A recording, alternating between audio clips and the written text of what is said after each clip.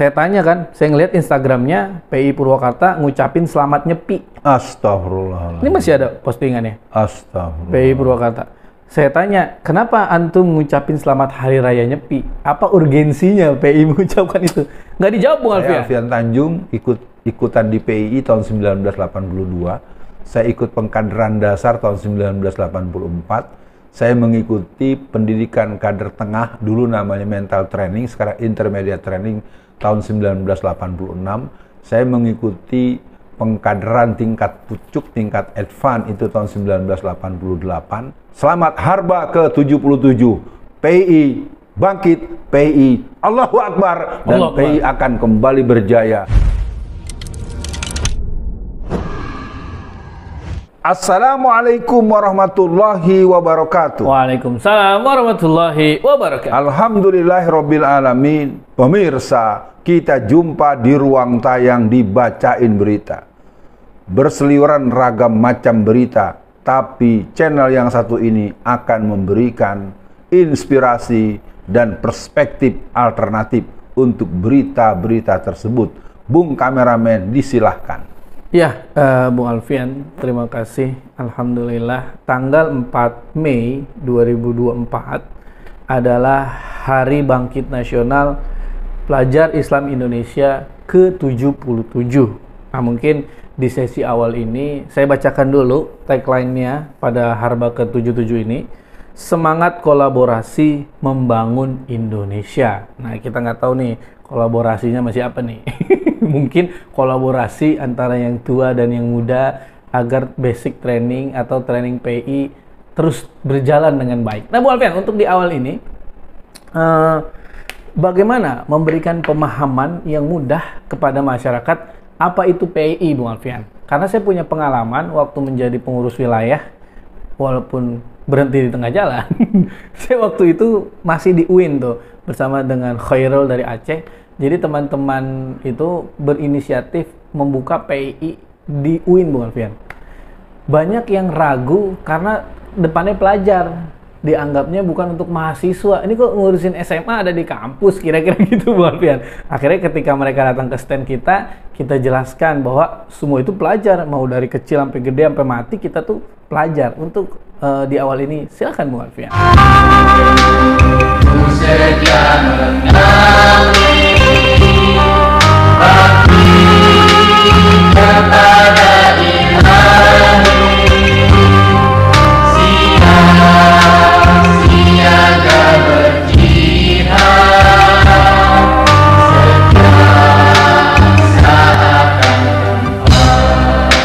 Bismillahirrahmanirrahim. Ada beberapa hal yang perlu saya berikan semacam syarah ya, pensyarahan atau pendetailan atau pematrikulasian konsep dengan yang ada dalam pemahaman kita. Yang pertama, harba. Harba ini adalah salah satu istilah yang hanya dimiliki oleh PII. PII itu adalah Pelajar Islam Indonesia. Kenapa dia terbentuk? Dia merupakan sebuah bentuk, ya katakanlah kalau bahasa hukum agama ini ijtihad, sebuah bentuk inisiatif, sebuah bentuk kepeloporan gerakan menyatukan pelajar umum dan pelajar pondok pesantren, pelajar umum dan pelajar yang belajar dominan pelajaran agama. Nah, untuk kata pelajar, kita boleh tengok nanti di KBBI, Kamus Besar Bahasa Indonesia, bahwa pelajar itu adalah orang yang belajar sejak dia mengerti lingkungan, mulai bisa mengenal lingkungan sampai dia mati, dia adalah pelajar. Itu mungkin konsep yang dimiliki oleh PII. Nah, pergabungan antara dua komunitas yang di sekolah umum dalam artian mereka dominan belajar ilmu-ilmu tadris, ilmu-ilmu yang bukan ilmu din, bukan ilmu agama Islam secara keilmuan, itu mereka bertemu, maka kita bisa paham. Sampai tahun 1960-an itu di Gontor masih ada komisariat PII. Ya, dan kita juga tahu di pesantren-pesantren Lirboyo, pesantren tradisional, pesantren-pesantren secara umum di Indonesia itu biasanya punya hubungan yang baik dengan kegiatan yang bernama Pelajar Islam Indonesia. Kenapa? Karena memang PII dilahirkan untuk menyatukan potensi generasi muda yang dibesarkan dengan proses pendidikan yang berbasis Islam dalam konteks keagamaan dan fikih dan tafakuh fiddin, dan yang berikutnya adalah yang berhubungan dengan ilmu-ilmu yang sifatnya umum. Nah, soal itu saya mengalami juga, Ji, buat para pemirsa. Saya Alfian Tanjung ikutan di PII tahun 1982. Saya ikut pengkaderan dasar tahun 1984. Saya mengikuti pendidikan kader tengah, dulu namanya mental training, sekarang intermediate training tahun 1986. Saya mengikuti pengkaderan tingkat pucuk, tingkat advance itu tahun 1988. Dan kemudian sejak tahun 90-an saya mulai menjadi Kortim, kalau dulu namanya Kordin, ya. Dulu tahun-tahun 80-an, 90-an namanya koordinator dari para narasumber atau para pengisi materi. Sekarang namanya Kortim, ya. Dan saya mulai itu, dan Alfian Tanjung adalah orang yang tuntas secara struktural dan tuntas secara edukasional. Jadi saya ketua umum komisariat, ketua umum daerah, ketua umum wilayah, dan menjadi formatur dalam Muktamar tahun 1998 yang menghasilkan Hakam Najah. Nah, kesimpulannya bahwa pelajar Islam Indonesia adalah kumpulan orang yang mengikuti kegiatan perjuangan Islam, dakwah Islam sejak dia masa kecil. Ada yang namanya kader tunas. Jadi ada anak kelas 4, kelas 5 atau anak-anak TK itu, Bung Kameramen, sudah ikut, namanya kader tunas. Iya, kader tunas. Nanti ada yang mulai ikut-ikutan, biasanya anak-anak yang ikut pengkaderan itu rata-rata mulai SMP. Yang paling pemula itu SMP, dan itu yang biasanya kader-kader yang punya nilai yang mantap gitu ya. Nanti walau mereka SMA atau segala macam. Kita bisa tengok tokoh-tokoh yang ada di masyarakat. Dari yang namanya Amin Rais, dari yang namanya Hasyim Muzadi, dari yang namanya Yusuf Kala, dan sederet nama-namanya Sofyan Jalil, dan sederet nama-nama Pak Muhajir Effendi, ya, dengan segala penafsiran dan penampakan beliau-beliau itu, mereka adalah kader-kader PII. Dan PII itu ada di berbagai instansi dan institusi. Ya, di ketentaraan dulu kita punya kenal namanya Letnan Jenderal Z.A. Maulani, Kiflan Zain, Aditya Warman Taha, dan banyak sebetulnya di instansi-instansi departementasi juga begitu. Jadi intinya PII ini adalah anak-anak bangsa Indonesia yang agamanya Islam, dan dia berasal dari seluruh tempat bertumbuhnya generasi dan regenerasi Islam, baik NU, Muhammadiyah, Persis, dan segala macam. Kita sering berkumpul dalam pelajar Islam Indonesia. Iya, Bung Alfian. Coba saya masuk dalam sedikit pertanyaan konflik ya. Karena kan saya itu mengenal PI itu dipaksa, diajak lah ya. Kisaran saya kelas 3 SMA kalau nggak salah. Itu 2000 berapa ya? 2009. 2008, 2009 ya. Nah, Bung Alfian, dulu image PI itu mesti dari atas ke bawah itu satu ideologi, Bung Alfian. Ya, satu ideologi, satu pilihan politik, walaupun mungkin beda-beda partai, masih partai Islam. Masih satu nafas, ini hak, ini batil, ini benar, ini salah, kira-kira begitu, Bung Alfian. Nah, kalau kita melihat hari ini, saya melihat banyak kemunduran. Bahkan kan kita sempat, Bung Alfian, sempat ada aksi ketua apa tuh, Bung Alfian, yang diajak demo nggak mau, Pak, demo di soal komunis PKI. Tugung Tani, iya. Kemudian kalau kita ngelihat ketua PB hari ini, ya adalah satu postingan dia yang membanggakan Tan Malaka. Kemarin kita baru saja mengenang wafatnya Tan Malaka, Bapak Republik yang dilupakan. Tan Malaka dieksekusi mati pada 21 Februari 1949 oleh tentara dari batalion bla bla bla bla.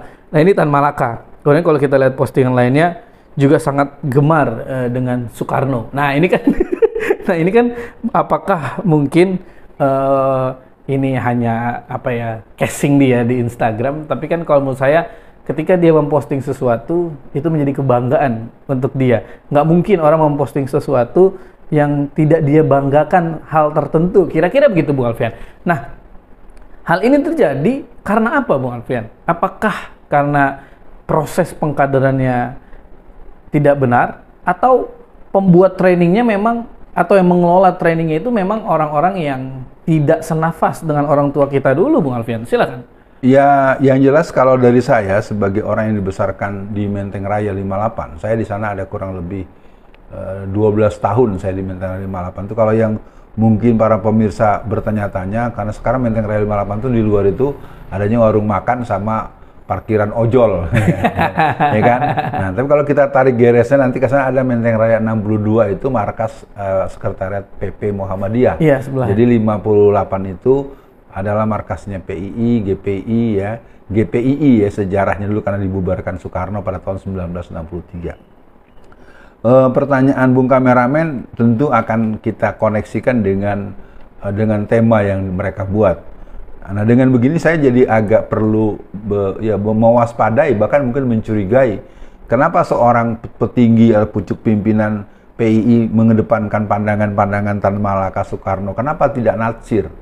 Kenapa tidak pandangan-pandangan yang orang itu memang adalah, kan karena PII itu dikenal masumi celana pendek. Betul. Nah, ini artinya tapi sekali lagi Bung Kameramen, saya yang tidak lagi bersama struktur PII sekitar tahun 1998, walaupun 1996 itu saya masih jadi ketua umum PW Jakarta. Ya, jadi buat pemirsa, di Jakarta itu PWPI itu namanya PWPI Jakarta, bukan PWPI DKI. Yeah. Karena dia melingkupi Jakarta, 5 wilayah kota plus Kepulauan Seribu, Jawa, Banten itu masuk semua. Dari yang namanya Serang, Pandeglang, segala macam itu masuk ke PWPI Jakarta. Terus Depok, Bekasi, Purwakarta, Subang, itu dia masuk di wilayah PWPI Jakarta. Itu tahun-tahun di masa saya masih aktif. Nah, saya pikir temuan Bung Kameramen merupakan pertanda ya, bahwa dan memang kalau mau kita tarik, pernah di satu periode justru ketua umum PBPI-nya adalah terkonfirmasi dia adalah seorang penganut paham Syiah ya, dan itu sempat dipersoalkan. Bahkan saya sempat jumpa dan saya katakan terbuka ini supaya jadi perhatian buat semua kakak-kakak senior dan keluarga besar PII. Ya, PII itu eksis karena PII KBPI ya. Kalau di HMI dikenal dengan HMI Connection. Ya, artinya ini catatan bahwa memang pernah terjadi saya datang ke Menteng Raya 58 itu justru salah satu petinggi daripada badan otonom yang dimiliki itu malah tidak suka sholat. Dia tidak merasa perlu sholat, dia memiliki pandangan positivisme.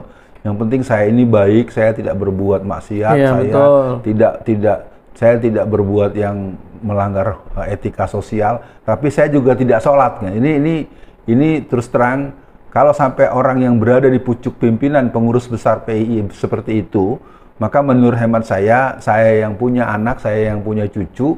Tapi alhamdulillah ada salah satu anak kami yang diikutkan di basic training di Jawa Tengah dan saya coba ikuti betul. Bagus masih, tetapi memang tidak menggigit sebagaimana yang pernah mencetak orang-orang seperti saya, Abdul Qadir Jailani, Abdul Qadir Lamanele, Ahmad Sukatmajaya. Dan kalau kita teruskan, termasuk Bapak Kiai Haji Hasan Sahal. Yeah. Kiai Haji Hasan Sahal itu pimpinan Gontor. Itu dia masih sempat menunjukkan kartu anggota PII karena dia tahun 1958 adalah aktivis PII, pelajar Islam Indonesia. Iya, Bu Alfian, mungkin untuk akhir sesi kali ini, mungkin pertama ada hal nggak yang mungkin Bung Alfian ingin pesankan atau terlupakan tentang PII ini, Bung Alfian, agar mungkin kembali ghirah awalnya PII seperti PII dulu lah. Kenapa yang tadi saya sempat tanyakan ke Bung Alfian? Karena beda atmosfernya, Bung Alfian. Ketika saya menemani Bung Alfian ke kumpulan KBPI, itu relatif satu ideologi, satu semangat, satu hero lah kira-kira gitu, Bung Alfian. Nah, tapi ketika kita melihat misalkan kemarin saya nganterin saudara Bung Alfian basic training di Purwakarta. Saya tanya kan, saya ngeliat Instagramnya PI Purwakarta ngucapin selamat nyepi. Astagfirullah. Ini masih ada postingannya. Astagfirullah. PI Purwakarta. Saya tanya, kenapa antum ngucapin selamat hari raya Nyepi? Apa urgensinya PI mengucapkan itu? Nggak dijawab, Bung Alfian. Nah, ini kan berarti bisa jadi, Bung Alfian, orang-orang yang agak-agak sekuler, agak-agak liberal, mereka memang fokusnya mungkin di basic training, Bung Alfian, untuk ya sedikit banyak mempengaruhi mereka. Ini nggak tahu nih siapa yang bisa mengontrol ini. Itu yang saya temukan, Bung Alfian.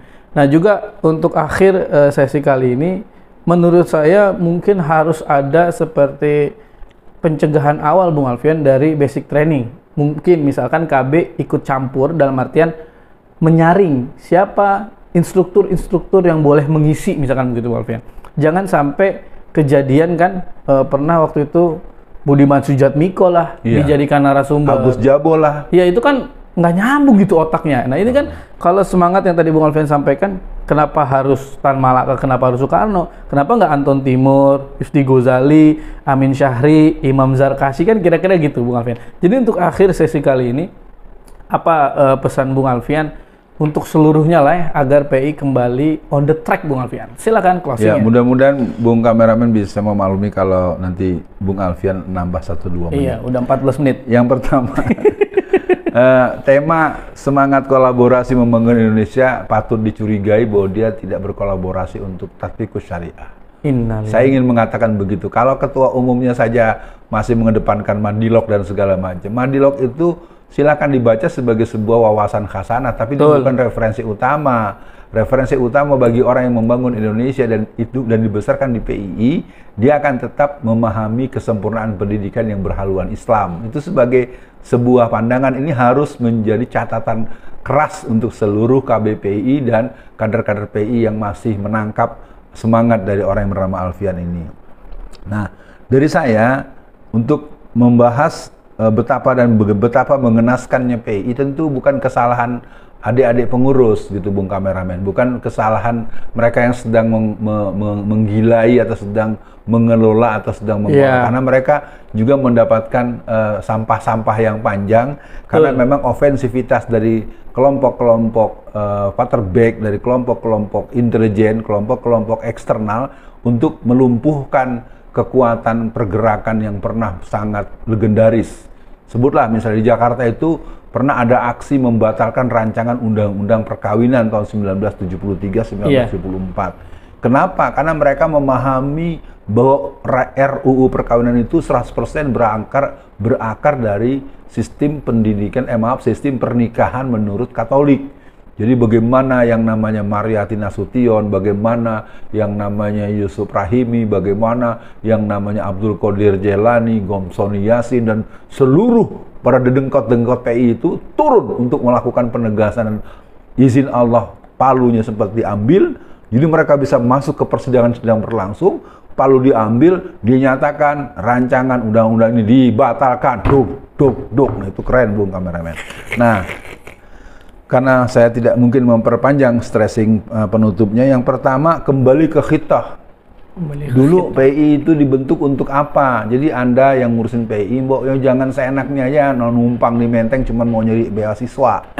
Ini terus terang saja, ini omongan saya sudah terkonfirmasi. Jadi yang mau ke Menteng Raya 58 itu hanya menggunakan akses KB, bukan untuk menghidupkan kembali dinamika rohis-rohis, remaja masjid dan lain-lain. Ini saya harus menyatakan mungkin Anda tidak berkenan. Yang kedua, Anda sadar kembali background kenapa PII itu didirikan.